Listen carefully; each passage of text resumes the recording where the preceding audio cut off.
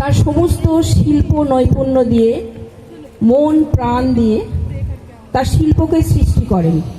প্রতি বছর প্রতিমা তৈরি করেন, কিন্তু সেই শিল্পকলাকে আমরা বিচার করি নানান মাপকাঠিতে, ভূষিত করি শারদ সম্মানে।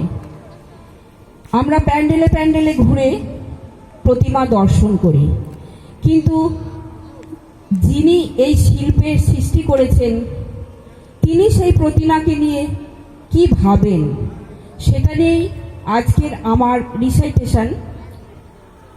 দুর্গাকে লেখা খোলা চিঠি, কুমোর পাড়ার খোলা চিঠি, লিখেছেন কবি সুবোধ সরকার।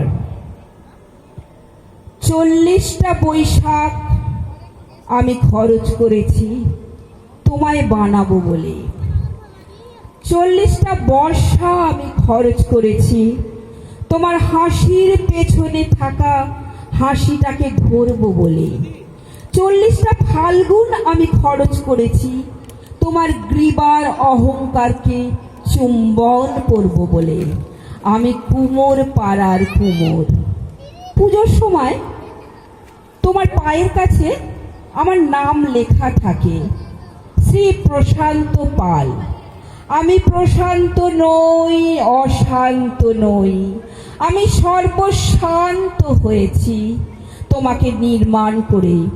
প্রথমে তুমি ছিলে আমার মেয়ে, বিচলির জানু যখন ধীরে ধীরে মাটির জাহ্নবী হয়ে উঠত, বিচলির স্তন যখন হয়ে উঠত পাথরের মতো সর্বভূত সুসংস্থিতা, তোমার চোখ যখন হয়ে উঠত আমার মেয়ের চোখ, তখন আমি সমস্ত লোভ বর্জন করে হয়ে উঠতাম মেয়ের বাবা।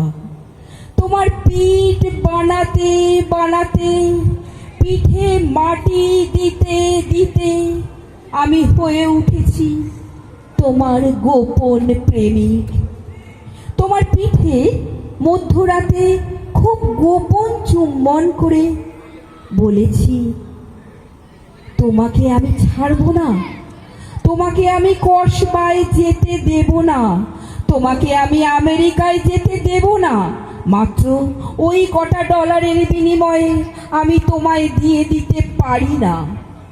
তোমার চুল যখন হয়ে উঠল নৈঋতের কালো মেঘ, তোমার চোখ যখন হয়ে উঠল অবগাহন, তোমার ঠোঁট যখন হয়ে উঠল ভাষা, কোনো দিন আমি তোমাকে 10 হাত দিতে চাইনি, বাধ্য হয়েই দিয়েছি।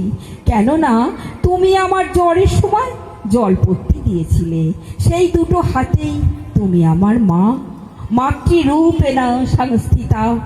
তোমাকে এই খোলা চিঠি লিখে গেলাম, মাটি মাখতে মাখতে, নিজেকে গুলে মেশাতে মেশাতে তোমাকে বানাই। আমার এই আঙুলগুলো না থাকলে তুমিও থাকতে না। আমার 40টা ফাল্গুন, 40টা বৈশাখ খরচ করেছি একবার তোমাকে চোখ ভরে দেখব বলে। ওরা যখন তোমাকে এসে লরিতে তোলে তখন আমার বুক ফেটে যায়। কোন বাবা চায় তার মেয়েকে লরিতে তুলে দিতে? কোন ছেলে চায় তার মাকে লরিতে তুলে দিতে? আমি শিল্পী হতে চাই না, আমি নাম করতে চাই না। ডলার যা পেয়েছি ফিরিয়ে দিলাম পৃথিবীকে। আমি তোমার নৈঋতের মেঘ হয়ে থেকে গেলাম। ইতি প্রশান্ত। নমস্কার।